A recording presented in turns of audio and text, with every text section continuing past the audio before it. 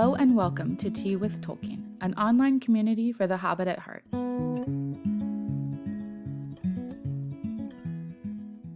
With the release of Season 2 on the horizon, new fans may be interested in becoming acquainted or reacquainted with the Rings of Power beforehand. To help you find your whereabouts in this new story set within the framework of Tolkien's Second Age, I've compiled this handy guide.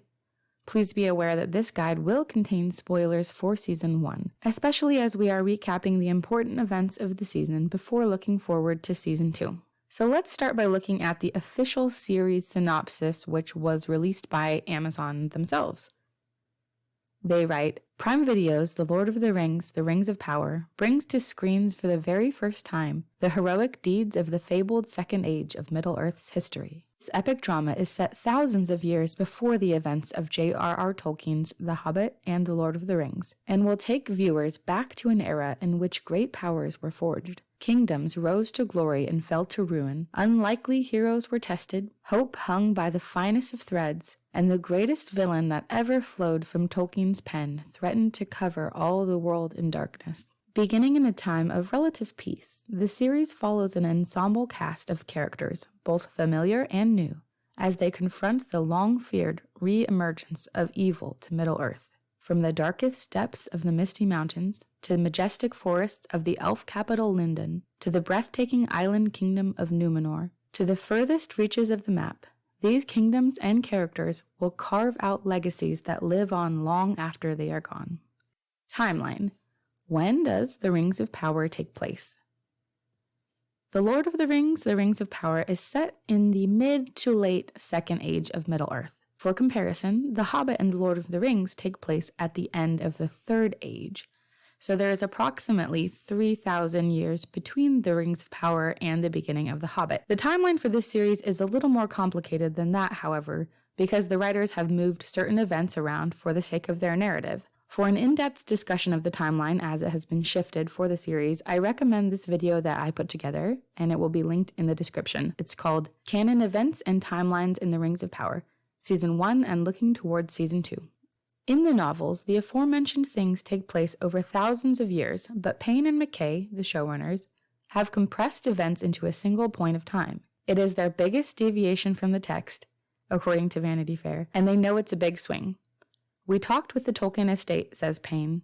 If you are true to the exact letter of the law, you are going to be telling a story in which your human characters are dying off every season because you're jumping 200 years in time. And then you're not meeting really big, important canon characters until Season 4.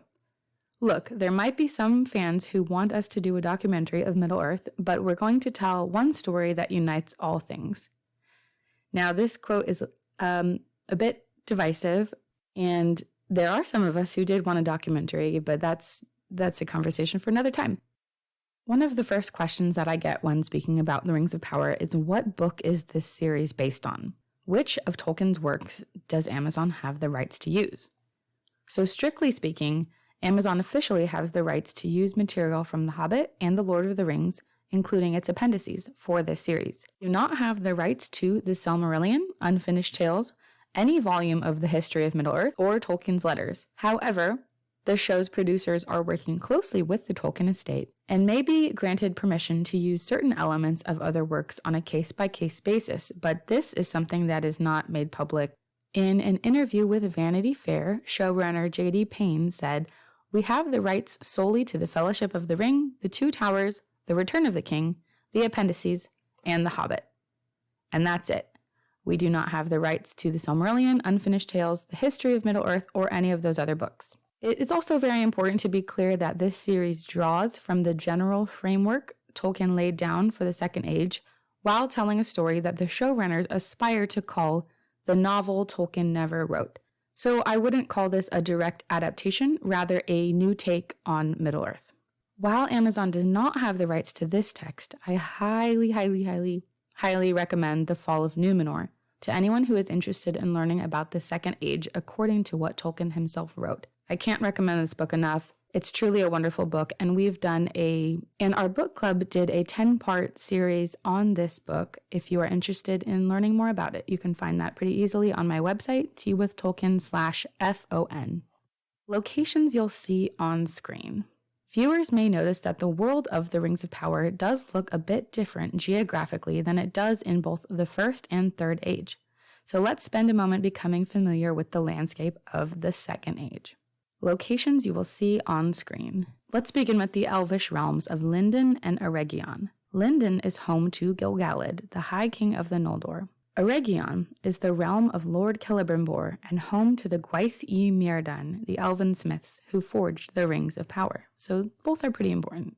Khazad-dûm, the dwarvish realm located within the Misty Mountains, in which the mysterious orb Mithril has been discovered. Rhovanion, the wilderlands across which the Harfoots spend the majority of Season 1 migrating for some reason. The Southlands, also known as pre-Mordor, or we might say before Dor. At the beginning of this series, the Southlands are populated by the, quote, low men of Middle-earth, those who chose not to fight alongside the elves in the war against Morgoth, and were left behind when those who had were given dominion of Númenor. As the season progresses, the region formerly known as the Southlands is renamed Mordor. Númenor, the island kingdom of men given as a gift from the Valar, or the gods as they are referred to in the series, in return for their aid in the war against Morgoth. Off the map, we see Valinor. Valinor appears primarily in the prologue and sets the scene for the rest of the season. We also get to see a little bit of it in the finale as well. Fans of the Silmarillion will be pretty excited to see this location because I know I was. The last location that we will touch on in this video is the Sundering Seas. The Sundering Seas are given a little bit of time to shine in the prologue when we see a group of elvish ships departing from Valinor and heading towards Middle-earth. We also spend quite a bit of time in the Sundering Seas after Galadriel declines to finish her return journey to Valinor. One really cool resource that I wanted to recommend here is this interactive map that can be found at rop-map.com, and it's super helpful for putting things into context and kind of following characters as they go throughout the season, and just generally it's a great frame of reference for the show if you are geographically challenged like I am. Now let's talk about the main character groups in the Rings of Power Season 1 because there are quite a lot of them. Let's start with Harfoots, or we might call them proto-hobbits. For those who have read the prologue to The Lord of the Rings, you will know that there are 3 different types of hobbits. You have Harfoots, Fallowhides, and Stoors. For some reason, the showrunners decided to include Harfoots in this season, so we get to meet quite a lot of them, and their little community is very sweet, as well as being very cutthroat. So we get to meet. So our main characters in the Harfoot storyline are Sadik, Nori Brandyfoot, Marigold Brandyfoot, Poppy Proudfellow, and Largo Brandyfoot. Of course, there are others, but these are kind of the main ones. When we get to Númenor in episode 3, we are introduced to many familiar names as well as some new faces. We get to meet Queen Regent Miriel, Isildur, Pharazôn, Eärien, who is the daughter of Elendil and a character that has been created for the show, Elendil himself, Kemen, who is another original character and is the son of Pharazôn, and then you have Isildur's friends Ontimo and Valandil. We've also got a wizard, or an Istari, named the Stranger, although that's probably almost positively not his true name. And then we have one of the Maiar, named, of course, Sauron, although he spends the majority of the season going by the name of Halbrand and pretending to be a low man. There are several elves that we get to meet in Season 1, including Elrond, Finrod, Galadriel, as well as young Galadriel, who is played by the loveliest child actor, and then Arondir, Celebrimbor, and Gil-galad. When we get to the Dwarvish realm, we get to meet Prince Durin IV, as well as King Durin III, and Princess Disa. And then in the Southlands, we meet Bronwyn, her son Theo, and a salty old rascal named Waldreg. One of my favorite characters this season is Adar, who is played by Joseph Mawle, and this role has been recast for Season 2, so moving forward, he will be played by Sam Hazeldine. And we have a ton of orcs in Season 1, but 2 of my favorites are Lurka and Vrath. And I know these are a lot of names to keep track of, so if this is your first time watching, don't sweat it. Now let's sort of recap what happened within each plot line during the season. Galadriel. After 1,000 years' pursuit of Sauron, Galadriel forms a cosmic bond with a man named Halbrand, who is later revealed to be Sauron himself. So, in the end, I guess she found him.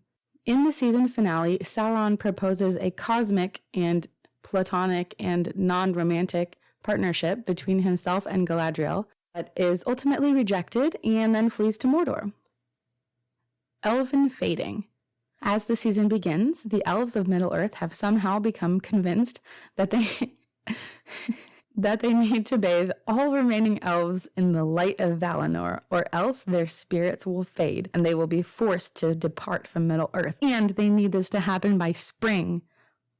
I'm not quite sure what season we are in at the beginning of the season, but either way, that's a pretty quick timeline for an elf. Who managed to convince them of this remains to be seen, but I am holding out hope that it was somehow Sauron at work and not just the elves being silly. As the season progresses, it is revealed that Gil-galad and Celebrimbor believe that Mithril is necessary for their well-being, and so Elrond is sent to collaborate with the dwarves in its pursuit. As season 1 wraps, the 3 elven rings of power are forged by Celebrimbor.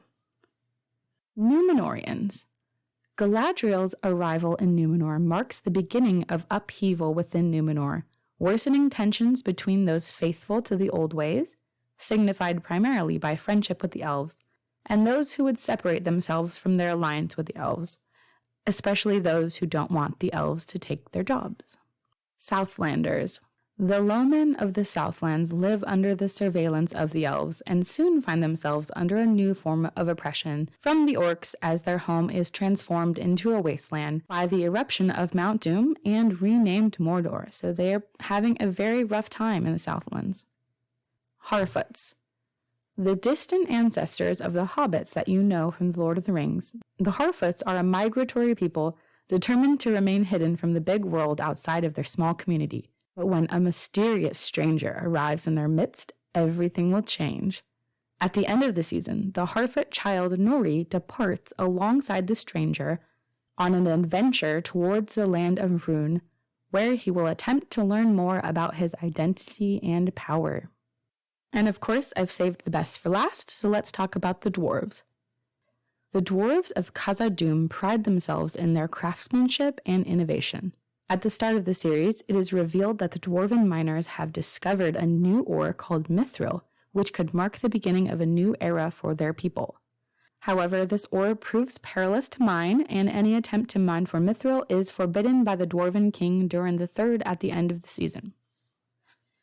Questions left after season 1. So the season 1 finale left me with quite a few questions. I think some are pretty reasonable to have been left with, and others I was sad that they weren't wrapped up before the end of the season, but we'll see as we go. The most pressing question on my mind is this mithril story true or false?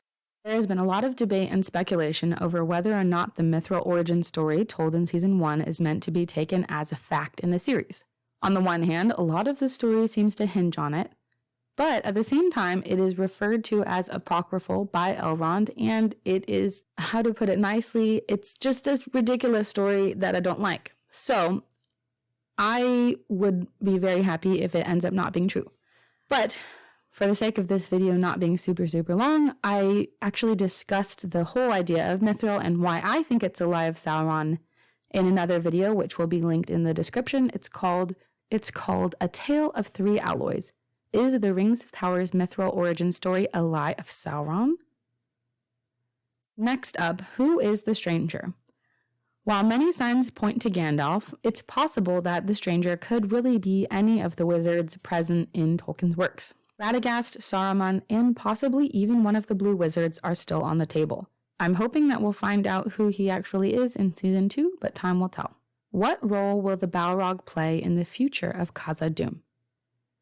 According to Tolkien's works, Khazad-dûm is destroyed by a Balrog, but it is not until the Third Age. It's unclear whether or not the series will adjust the timeline to move the destruction into the Second Age, which would be weird, or maybe they just wanted to include the Balrog because he looked really cool, And maybe he's just going to remain dormant for the rest of the series. For the dwarf's sake, I hope he goes back to sleep. Where is Isildur's brother Anarion? Anarion is briefly referred to as having gone west and does not appear in Season 1. But due to his importance in the establishment of the realms in exile after the fall of Numenor, it can be implied that his character will appear eventually at some point within the 5 seasons that we have been promised. But I guess we'll have to wait and see how he is introduced. Speaking of Isildur, what happened to him?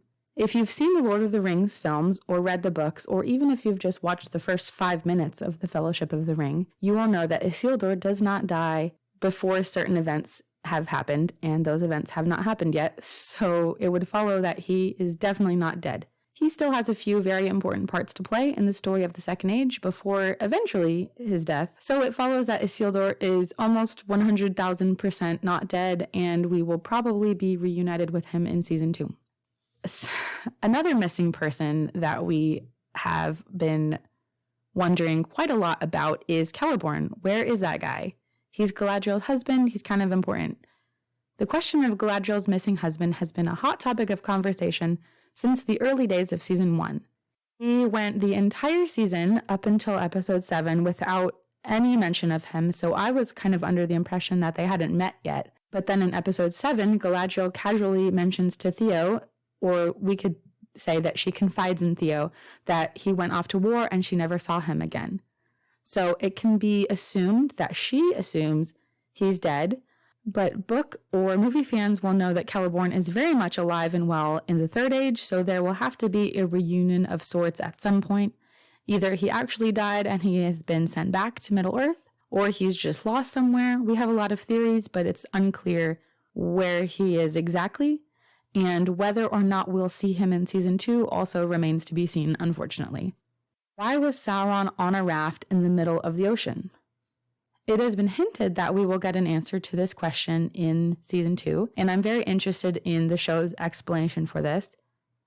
Some have theorized that he was seeking out Galadriel intentionally, seeking refuge from orcs, trying to head to Numenor, or that he was meant to be an early Second Age version of Sauron as he's repenting at the beginning of the Second Age, and maybe they've just scooted that repentance a bit farther in the timeline. Or, it could be somehow a combination of all of those theories. The last question that Season 1 of The Rings of Power left me with is, when will the other rings be made? It is traditionally understood that the lesser Rings of Power were forged before the 3 Elven Rings, but the series has chosen to switch that up by showing the crafting of the Elven Rings first. It can be assumed that the remaining rings will be forged in the coming season or seasons, but we aren't quite sure about that yet either. Unfortunately, we don't have a lot of answers for these questions, which is, I guess, why they are questions. Hopefully Season 2 will give us answers. Now, in looking towards Season 2, we have a lot of questions. Obviously, as I just said, I think I just said the word questions 50 times. And rumors and speculation and theories and leaks have been going absolutely bananas online, especially if you're super involved in the different Tolkien fandom discords or if you're on Reddit. And so there are a lot of crazy theories, and we're not going to get into any of the unconfirmed rumors. However, I do want to talk about what do we know about Season 2 that has come from official interviews. Because, it's always good to have a little glimpse of where we're going. The first confirmation is that Season 2 will focus heavily on Sauron's character. Season 1 opens with, who is Galadriel? Where did she come from? What did she suffer? Why is she driven? Says Payne. We're doing the same thing with Sauron in Season 2. We're filling in all the missing pieces. It is also confirmed that Season 2 will be, quote, more intense than Season 1. Season 2 is fundamentally different in that our main villain is out and about and doing his thing. I think in some ways it's going to be grittier, more intense, maybe a little scarier. So that will be interesting to see. And I'm still hoping that I'll be able to watch this show with my kids because they did enjoy Season 1. Another fun confirmation is that Círdan the Shipwright will appear in Season 2. We don't want to give too much away, but one character we're excited for folks to meet in Season 2 is Círdan the Shipwright, says Payne. In the time of our story, he is the oldest of all known elves in Middle-earth. In fact, he lived so long he had a beard, Payne says. We also know that Galadriel will receive her elven ring Nenya. She's about to have a life-changing thing happen to her. She's about to become acquainted with Nenya, her ring. It's really exciting to see how the magic creeps in, Clark said at the show's FYC event in Hollywood last year. We also know that more rings will be forged, likely involving the Dwarven plotline. Peter Mullen, who plays Durn III, said, "There are more rings. The show is called The Rings of Power. Maybe I'll be getting a new necklace, who knows?" It's also confirmed that there will be a massive 2-episode-long battle, and I think it's pretty safe to say that will likely be the Siege of Eregion. They plan to introduce more iconic locations, familiar Middle-earth characters, and a massive 2-episode battle. The showrunners have also claimed that Season 2 has a canonical story. Season 2 has a canonical story. There may well be viewers who are like, "This is the story we were hoping to get in Season 1. In Season 2, we're giving it to them." Speaking on the official Rings of Power podcast, Payne added, "In Season 2, there is a lot more canon that we are interested in adapting and bringing to life. So hopefully that's a good sign." One last confirmation that I'm pretty excited about is that Sauron and Adar's past and relationship will be explored. Charlie Vickers, who plays Halbrand aka Sauron, said in an interview with Screen Rant, "I think when it came to filming episode 6, Joseph knew, and we spent quite a lot of time working over our backstory based on information from the showrunners and things that we will see next season. We see Adar's relationship with Sauron, so it's a really complex and long-standing relationship that comes to head in that moment." So I hope this guide has been a sort of helpful way for you to jump into the world of the Rings of Power if you are feeling a little bit new. There are so many names and characters and faces and locations that I can understand how it can be a little bit overwhelming. So my job here is to be a guide to you as you are kind of beginning this journey. I'm really looking forward to discussing Season 2 because I really do feel like the best thing about the Rings of Power has been all of the conversations and friends we made along the way. So you can connect with our community at teawithtolkien.com/Discord or on social media anywhere at teawithtolkien.